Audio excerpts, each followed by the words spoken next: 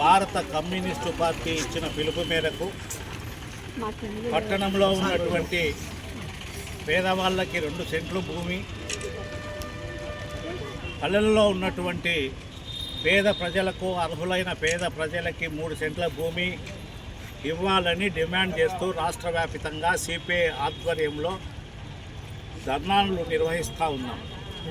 చంద్రబాబు నాయుడు ఎన్నికల ముందర ఇచ్చినటువంటి వాగ్దానం, నేను అధికారంలోకి వస్తే పల్లెలో 3 సెంట్లు ఇస్తానని చెప్పేసి, పట్టణంలో 2 సెంట్లు ఇస్తానని చెప్పేసి వాగ్దానం చేసినాడు. ఆ మేరకు ప్రజలు నమ్మి ఆయనను అధికారంలోకి తీసుకొని వచ్చారు. అధికారంలోకి వచ్చిన తర్వాత కూడా ఆయన ఈ మాట చెప్తానే ఉన్నాడు. ఆయన చెప్తున్నాడు కాబట్టి చెప్పినటువంటి వాగ్దానాన్ని మాటలకే పరిమితం చేయకుండా మళ్ళీ తీరా ఎన్నికలు వచ్చేటువంటి సందర్భంలో మేము ఇస్తున్నామని చెప్పేసి ఒక తంతుగా కాకుండా ఇచ్చిన వాగ్దానాన్ని సక్రమంగా పేదలు ఎవరైతే అర్హులైనటువంటి వాళ్ళు ఉన్నారో వాళ్ళందరినీ గుర్తించేటువంటి ప్రాసెస్ చేసి వాళ్ళందరికీ ఇవాళ ఇళ్ళ పట్టాలు, ఇళ్ళ పేదలకి పట్టణంలో పల్లెలలో ఉన్నటువంటి పేదలకు ఇవ్వాలని చెప్పేసి డిమాండ్ చేస్తూ ఉన్నాం.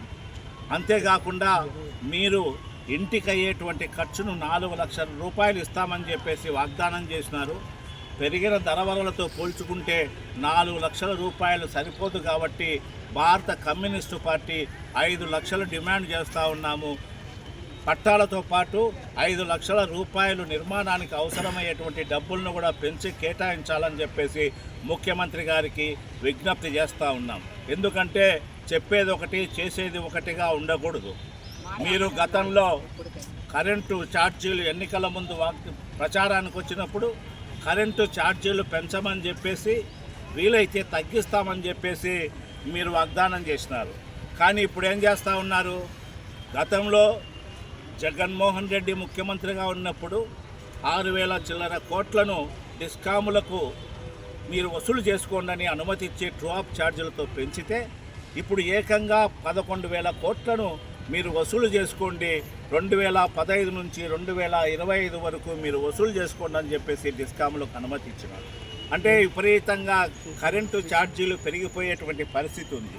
మరి నువ్వు ఇచ్చినటువంటి వాగ్దానం ఏమైపోయింది?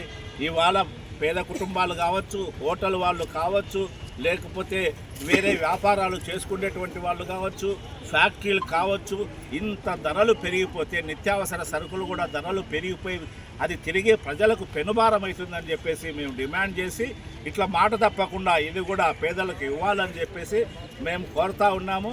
కరెంటు ఛార్జీల మీద కూడా మేము ఇవాళ మొత్తం హోటల్ వాళ్ళతో, లేకపోతే పారిశ్రామికవేత్తలతో, లేకపోతే ఇతర వ్యాపార రంగాల వాళ్ళతో కలిసి రౌండ్ టేబుల్ సమావేశాలు వేసి ఈ పెంచిన 11,000 కోట్ల రూపాయలను ఉపసంహరించుకునేలాగా డిమాండ్ చేస్తూ ఆందోళనకు కూడా మేము పోతా ఉన్నాము. ముఖ్యంగా విజ్ఞప్తి చేసేది ఏంటంటే, మీరు ఇచ్చిన మాట మేరకు ఈసారి మీరు ఏమైతే మాట ఇచ్చినారో పేదలకు, పట్టణంలో ఉన్నటువంటి పేదలకు 2 సెంట్లు, పల్లెలో ఉన్నటువంటి పేదలకు 3 సెంట్లు కేటాయించాలి. ఇప్పుడు జగనన్న ఇండ్లు మీరు సరిపోవని చెప్పేసి 1 సెంటు ఇచ్చారని చెప్పి 1 సెంటులో ఎట్లా కాపురం చేస్తామని చెప్పేసి ఎద్దేవా చేసినారు. కాబట్టి మీ సిన్సియారిటీని మీరు నిరూపించుకోవాలంటే మీరు చెప్పినదే మేము అడుగుతున్నాం. ఇందులో రాజకీయం ఏం లేదు. మీరు చెప్పారు కాబట్టి మేము అడుగుతూ ఉన్నాం. జగనన్న ఇండ్లు సరిపోన్నావు. ఆ సరిపోనటువంటి సందర్భంలో మీరు పెంచి ఎట్లా చేసుకుంటారో అది మీరు పరిశీలన చేసి 2 సెంట్లు 3 సెంట్లు భూమి ఇవ్వాలని చెప్పేసి, అట్లే ఇవాళ టిట్కో ఇండ్లు అందులో ఎవరు చేరకపోయినా కానీ లబ్ధిదారులకు ఇవాళ బ్యాంకుల నుంచి ఈఎంఐలు కట్టని చెప్పేసి డిమాండ్ నోటీసులు పంపిస్తూ ఉన్నారు. ఇదేం దుర్మార్గం అని అడుగుతున్నాం. ఈ పాపం ఎవరిదని మేము విమర్శ జోలికి పోవడం లేదు. చంద్రబాబు నాయుడుదా, జగన్మోహన్ రెడ్డిదా అనేటువంటి విమర్శలోకి మేము పోవడం లేదు. కానీ ప్రజల మీద భారం పడుతుంది.